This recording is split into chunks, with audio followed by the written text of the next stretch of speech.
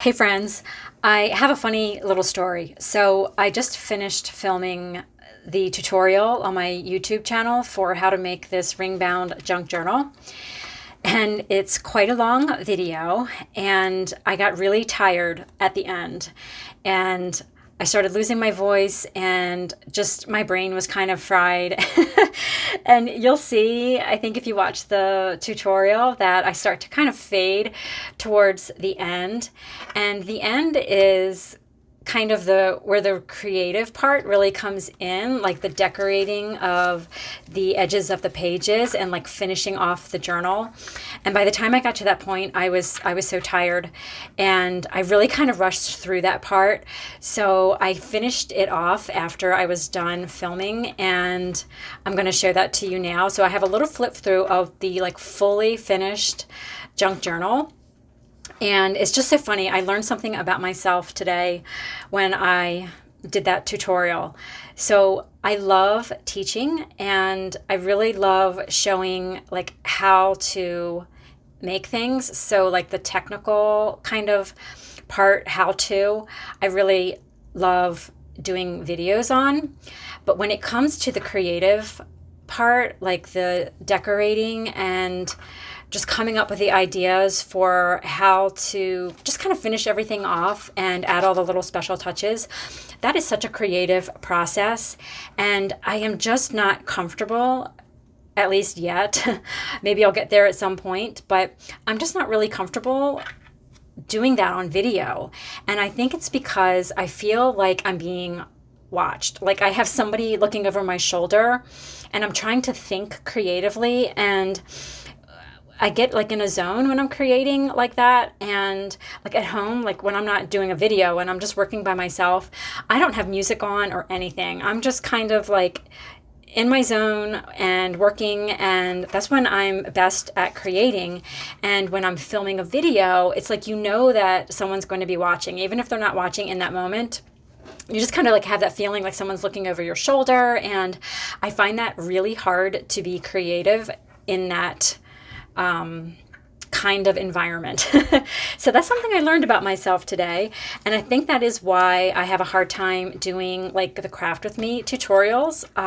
Like I feel like I'm just not really myself when I do those, and I'm not like my most best at the creative part of that when I'm doing videos. So yeah, I just thought that was kind of interesting that I kind of figured out.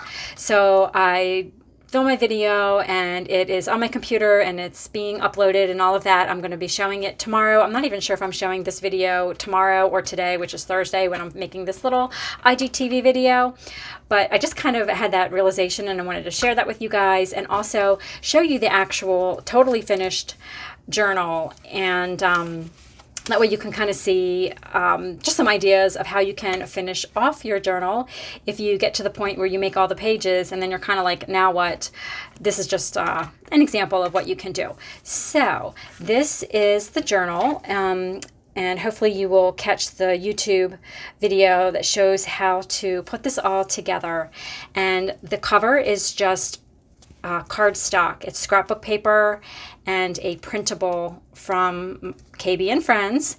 And I have all of the information, all the details and links on my YouTube video to figure out what the supplies are if you want to make one for yourself. This is a die cut from KB and Friends and a back cover. And again, this is just mounted on scrapbook paper. And this little ink here, I talk about that in the video. I just kept it on my cover. I'm having problems with my printer, so I just kind of went with that. And then I just finished off the binder ring with some fabric and some yarn. And I will do a quick flip through so you can see the finished inside and how it all came together. And I really geared this tutorial to people who are totally brand new to junk journals. And I say this in the beginning of the tutorial, that I always recommend doing this kind of journal, like a ring bound journal, for your first junk journal.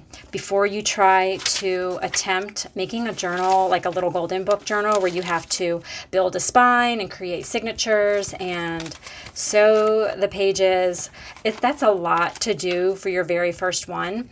And what I like about ring bound journals is it really causes you to just focus on the inside pages. You keep the cover really, really simple, and you really get familiar and comfortable with working with ephemera and all different kinds of pages, whether it's scrapbook paper or vintage book pages or what have you.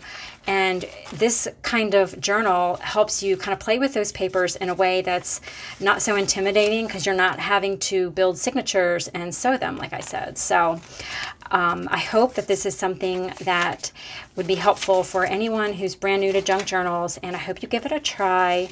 And if you do, and you're on, and you have, an Instagram account that you post on, that you share what you make, because I would love to see your own ring bound junk journal. What else did I want to say?